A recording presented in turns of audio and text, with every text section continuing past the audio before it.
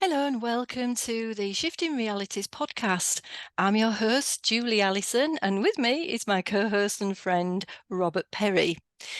Now, we're going to start a series of podcasts that connect with the myths and the misconceptions. I'm going to dispel some of those around connecting with guides.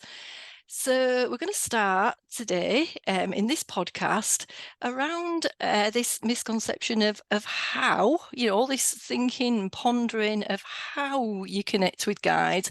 And we also want to bring in why you would connect with guides as well. So do you want to start off, Rob? Yeah, sure. There's many reasons. And my first Mm, question with people, and my first question with myself some years back was, why do you want to connect with guides? yeah, What's it about? yeah. What are you expecting to get from connecting with guides? And it's worth challenging people with this because many people think, oh, this will be interesting. This will be fun. What a game. Let's connect with guides and have a little bit of a giggle with it.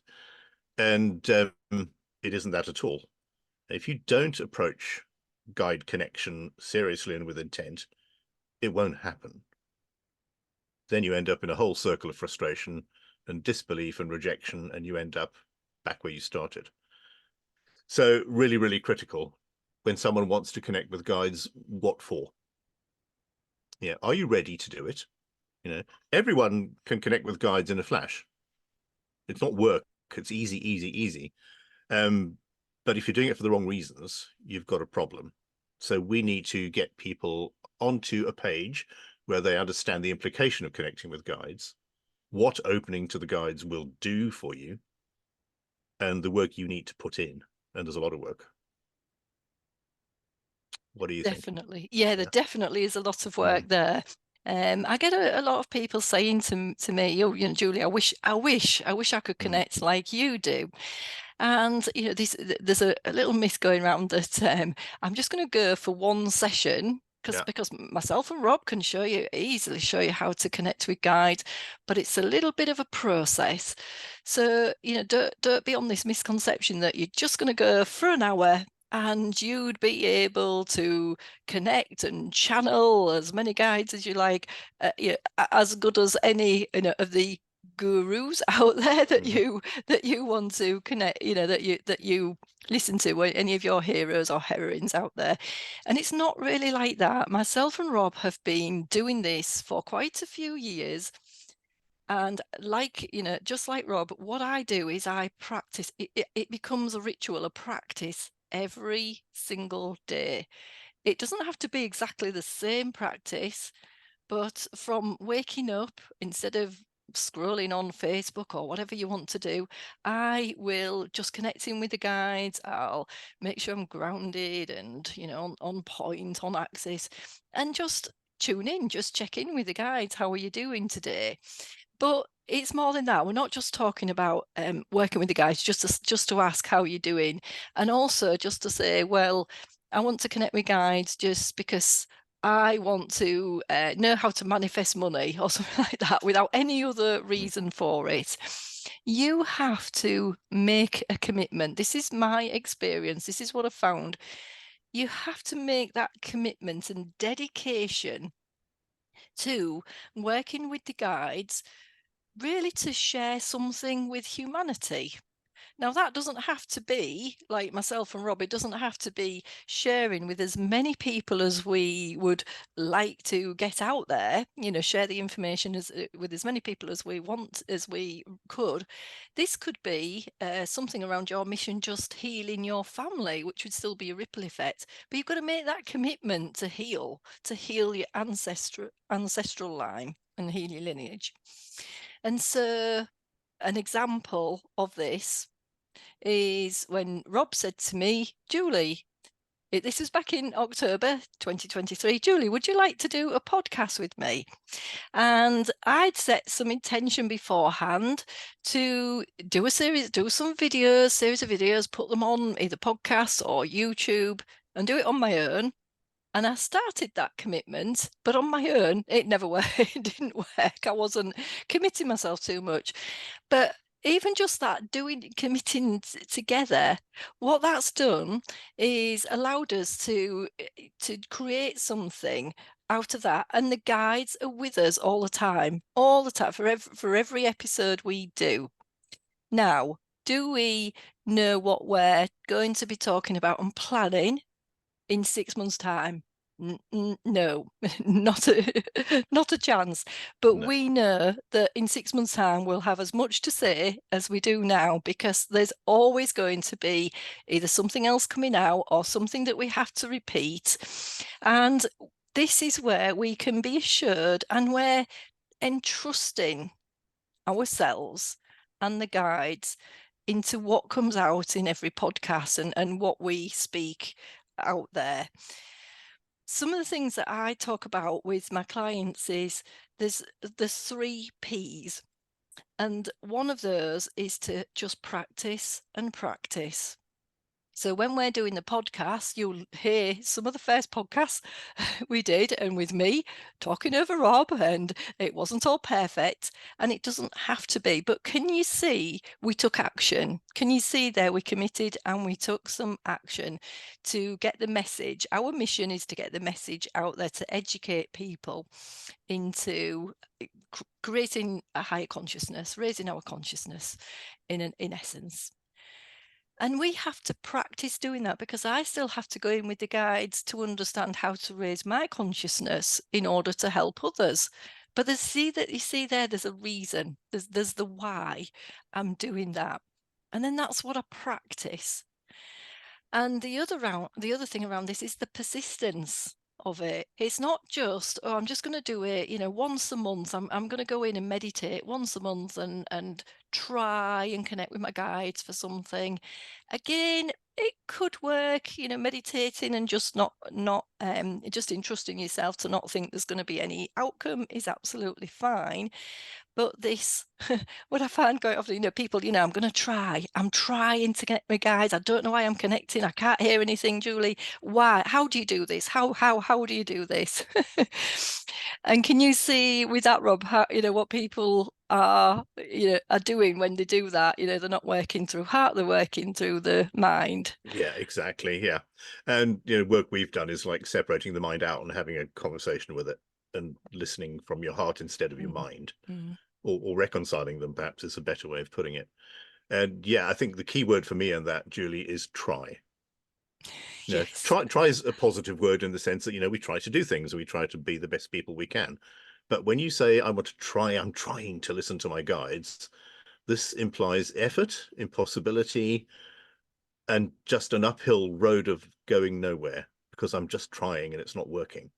And if you take try out and just listen, or perhaps take try out and replace it with trust, you will get results, because it is that simple trust.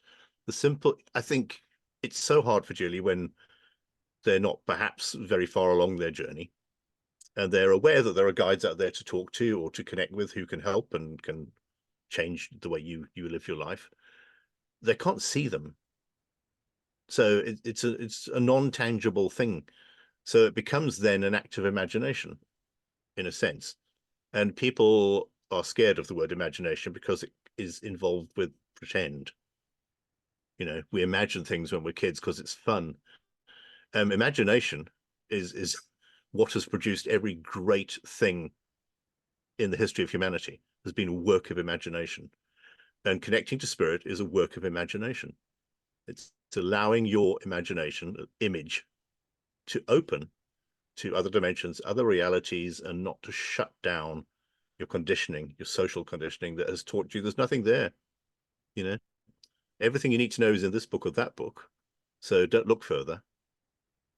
You know, so it's a big ask, and it's an ask I had to go through, and you probably did too. And when we Mm. started working, my guides came through thick and fast, almost to the point Yes. of like, well, hold on, please. Um, but still, I kept saying, are these real? Am I Yes. actually experiencing this? So, my normal response is to overthink it and to analyze it and go, well, okay, but, and why? And the minute you stop that, you get Mm. the clarity.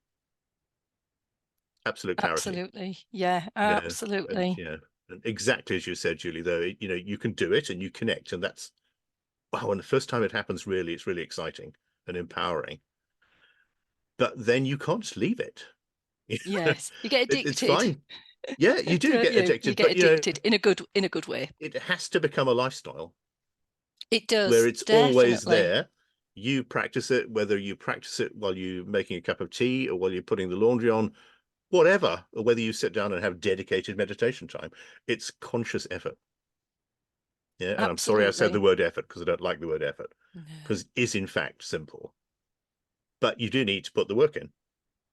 Yeah. No, I practice, practice, absolutely practice. agree. Yeah, Yeah, yeah, I yeah, absolutely agree. You yeah, do need it. That's what why I call it commitment. You do need yeah, that commitment to put the work in, yeah. because and the third, yes, the third P, for anybody out there that were impatient, the third P is patience. Patience. Yeah, yeah. Not my strong suit. Because Yeah, not many people's strong suit, is it? And I've had to learn, we've had to learn to be patient because my experience of working with the guides are such like here's some experiences. I got a calling. You get the calling, you get something where you think it's yourself, you think it's you saying about it. So this is sort of an addition to what Rob was saying with, is it just in my imagination? Why do I keep getting called to go somewhere? So I got the call in to go to the Rudston Monolith in East Yorkshire. And I didn't go for months and months. I didn't go for ages because in our 3D mind, we're going, oh, I'll go there when, or I just haven't got time to go there now because. So we put lots of obstacles in the way. And then the day I went, I got to the monolith, took lots and lots of pictures. And just like you hug a tree, for anyone who hugs a tree, I kind of hugged the monolith and I put my hands on the monolith. And there I am, even though I have spent years and years connecting with guides, I expected, there we go, my patience was tried. I expected the monolith to suddenly go, hello, Julie, this is the monolith, this is yeah, what it is. And I got absolutely nothing. Nothing. Now, this is your patience. So I could have easily gone, oh, well, what a load of rubbish that was. Well, got nothing. I've come here, I've come all the way here, and it's only about half an hour journey from me. I've come out for the day and seen the monolith, and it's not giving me anything. I can see it's quite a nice energy around, but no, not getting any messages.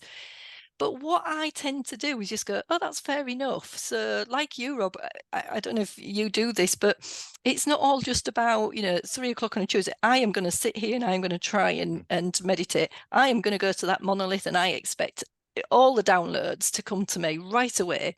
That's really not how things work. That depends on your frequency at the time. That the patience part is how the guys can they've got to you've got to allow things to come through. I'm going to call it into the 3D, into be able to sit into our bodies. So I'm now used to saying, oh, well, that's okay, I didn't get anything then, that's absolutely fine, go away, drive off from the monolith and just think about it, just have a think about it, sleep on it, and leave it for a few days. And then what I did was the very next day, I just happened to think, oh, I'll just see if I can tune back into the monolith. I didn't actually have any expectations. Didn't think it would work.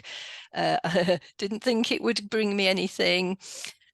Oh my goodness! And I literally, in an instant, I got so many downloads of what it can be. A huge imagination in my imagination, lots of visuals. I got the Guardians. The Guardians were speaking to me. I didn't even know there were Guardians of the monolith. That's the sort of thing where you're not expecting anything.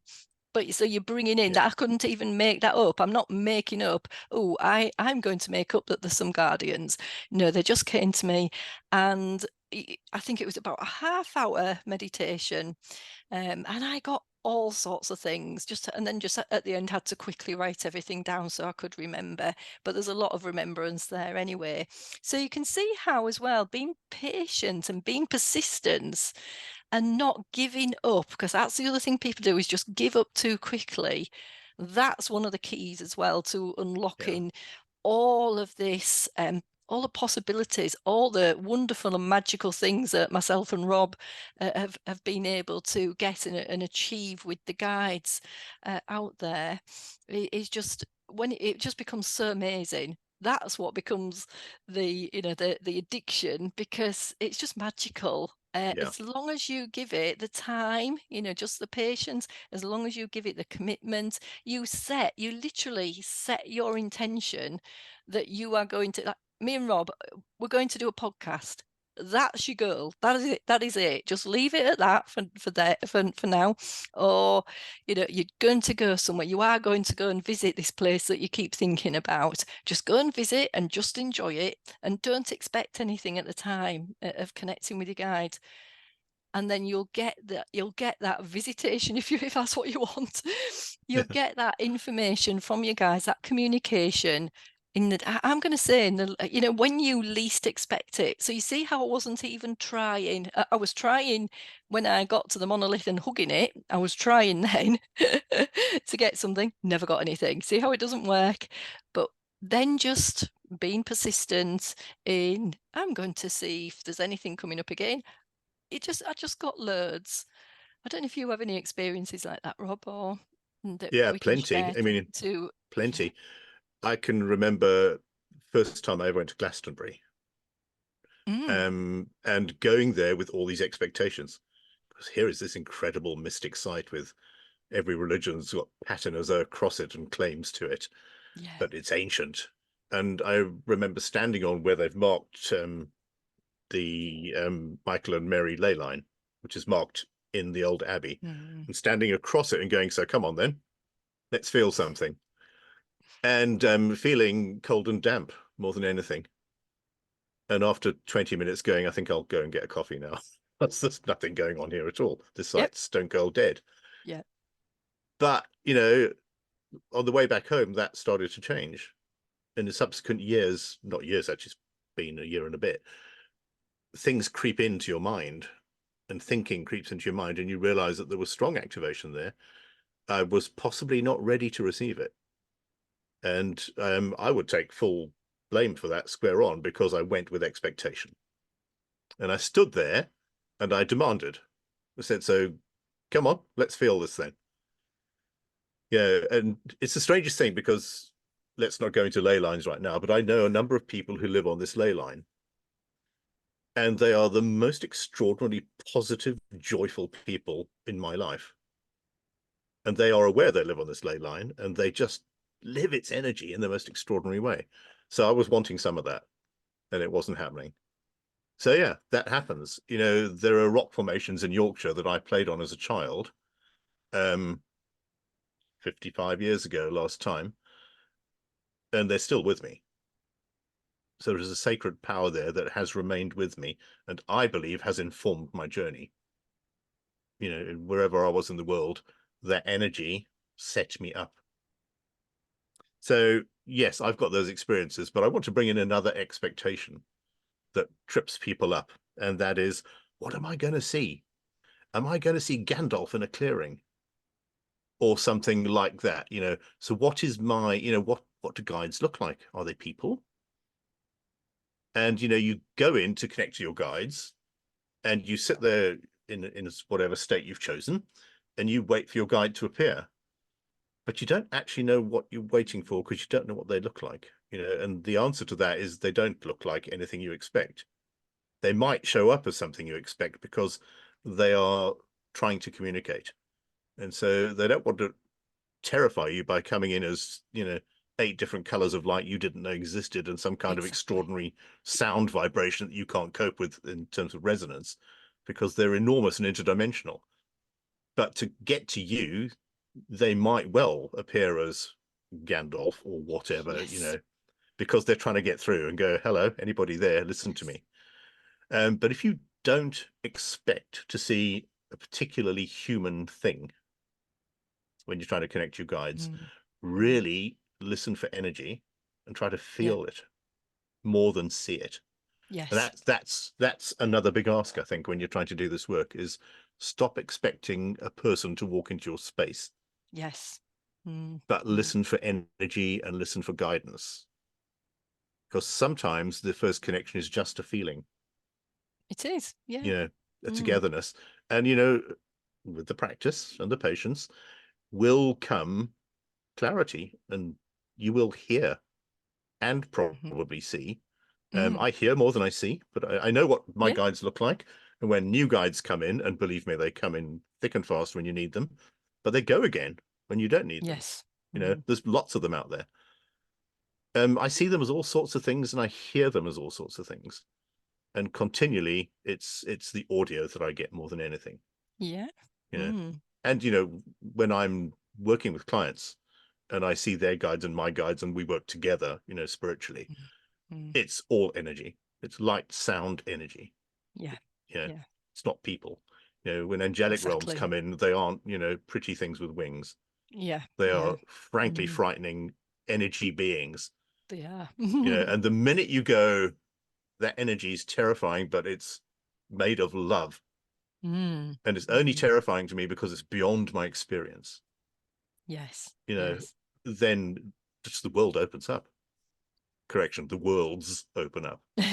Yeah. The many, many infinite worlds Absolutely. You open know, up. because, you know, our guides are not totally interdimensional, but they are interdimensional in the sense that they cross dimensions that we need to know about, and they work in Yes. those dimensions. You know, there'll be other guides that work in higher dimensions or lower dimensions. Hmm. You know, but they're out there, and the right guide at the right time is always there for you. How do you feel, Julie, about having a sort of a principal guide?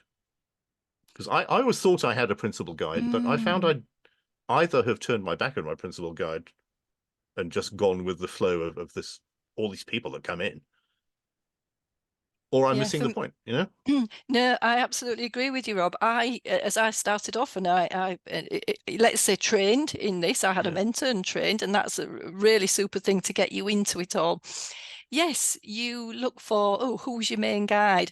I think that help. What I think about that is when you're starting off, that helps you because, Mm. like Rob now, with me now, honestly, we could have about 20 to or even 100 guides could come through, and it's Yeah. not overwhelming, but it's a bit, whoa, who do I speak to first? And that's because we're used to it now. So I think it helps when you first start out that it's all about perception, as Rob's just said there. See again how it's about your frequency at the time and your perception of things. So if it helps you to just connect with one guide and have them as the main guide, that gets you into it.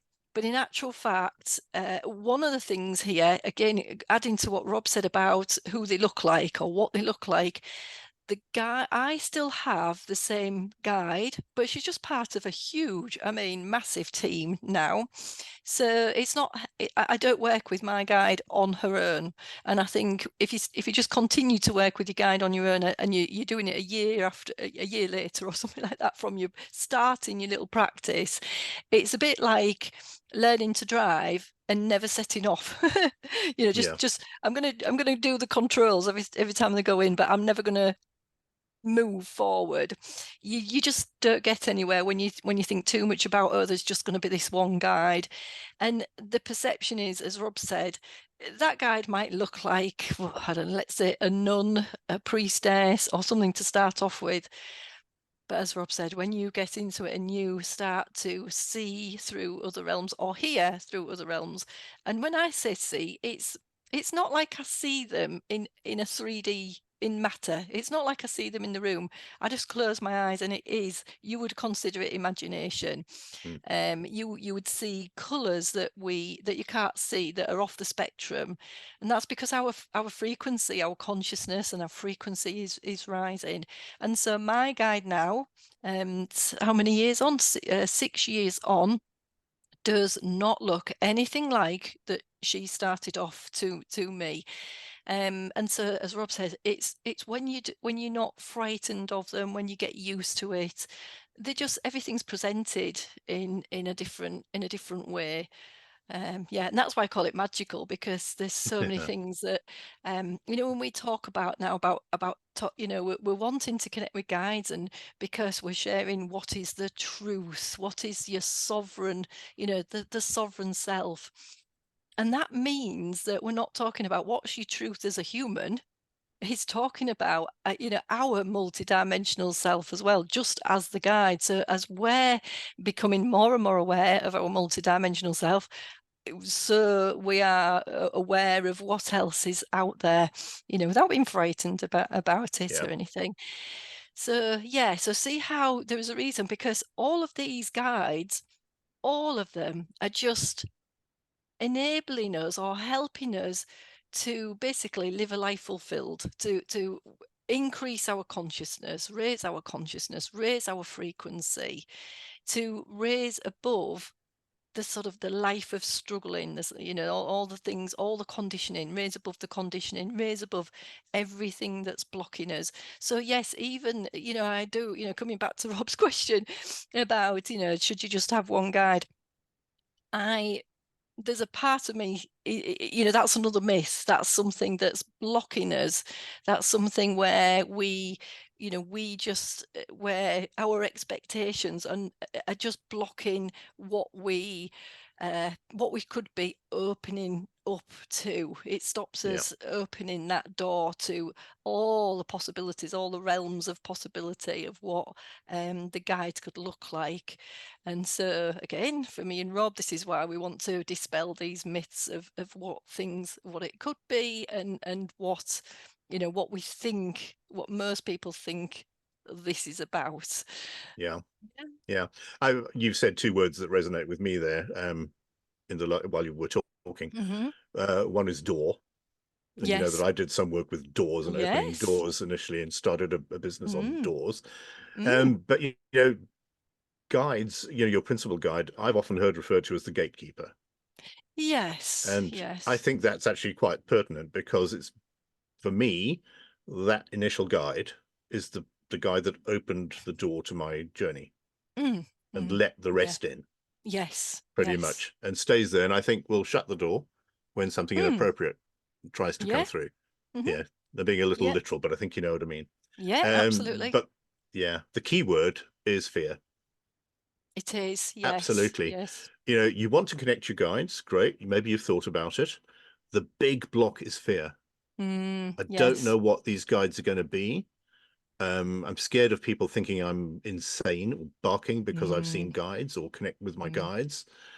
I'm scared what it means to me. How's this going to rock my world? My life's quite comfy. So I want to connect to guides, and how's it going to change me? Am I up for that? What about the people around me and my family? Can they cope with that if I change? Mm. So the implication of connecting to your spirit guides, which is your connection to your own spirit ultimately, Absolutely. is Mm. I think for a lot of people really quite frightening, although it's Yeah. intriguing. And the minute you enter it with fear, you close the door. Yes. Yes. Back to the door analogy, I'm sorry. No, But no, yeah, you have it's a actually done really that. good way. Mm. Yeah, and you will really, really battle. So it's Mm. important, going back to the trust word, that when you do this work, you do it from your heart, you do it with Mm. absolute trust, because you cannot Yeah. come to harm. You are Yes. protected. Yes. You will not be harmed in this process. And eventually, you might have moments where you're a little overwhelmed by just the enormity of what's out there. Mm. But it's Mm. an incredibly beautiful kind of overwhelm. Yeah. So it's a journey I would want to take anybody on, but I would not take them on it if I wasn't sure they were prepared for Ready. what's to come. Mm. Yeah, Yes, you do have to be ready, yeah, don't you? To, yeah, really truly ready, yeah, for what's yeah, to embark on this, yeah, to really get yeah. true information through. Yeah. Yeah, Yeah. it's not that lovely thing of, oh, I'm sitting in a pretty meadow and here's my guide, and your guide gives you sometimes nothing at all, or sometimes some kind Mhm. of homily that's like pleasant, Yes. like a nice little Because thing about living your life, and then they yes. go away. Yeah. It ain't that. It's Not at much all. bigger energy than that. That might be your first connection.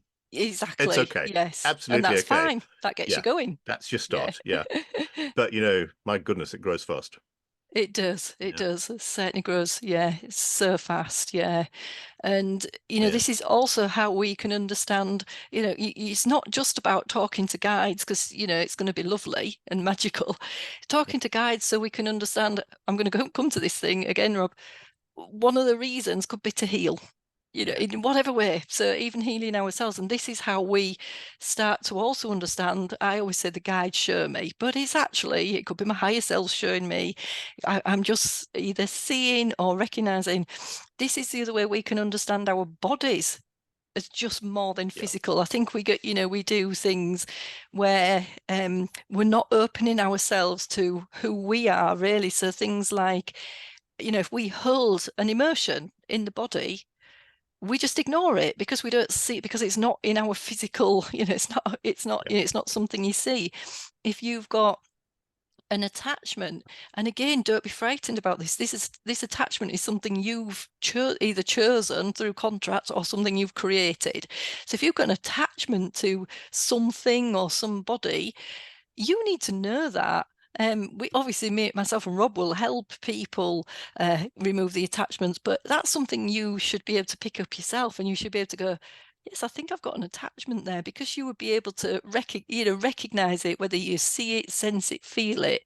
And this is another reason for connecting. It's not just going out there to connect with all these I'm going to say now, weird and wonderful guides. I do apologize, my guides.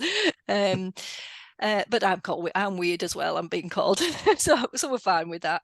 But it's about, the ultimate is to raise your frequency. You have to understand, and for me, I even, that we start to see that frequency, so we can see where we're going, where we're going amiss. So even that opening out and trusting what's happening, being guided into, to go within in your own body, and what's happening in my body is a lot of the things that when we connect with guides, that's what they do. And it's trusting in that and not going just off to somebody who, might not be at that frequency. Nothing against that, but might not be at that frequency. So that's another, that reason, I really want to heal is the commitment to really understanding your body and not being disconnected Mm. with your own body and the frequencies and the multidimensional kind of thing with your body. And I hope people understand what I mean by that is, that we're not just piles of bones and tissue and Yeah. and skin. Yeah. That there's all the emotions, the thought, the imagination creates, whether our body is healthy or not. So we've got to look at imagination, because we've got to think, what does my body look like, to create that new version of ourselves.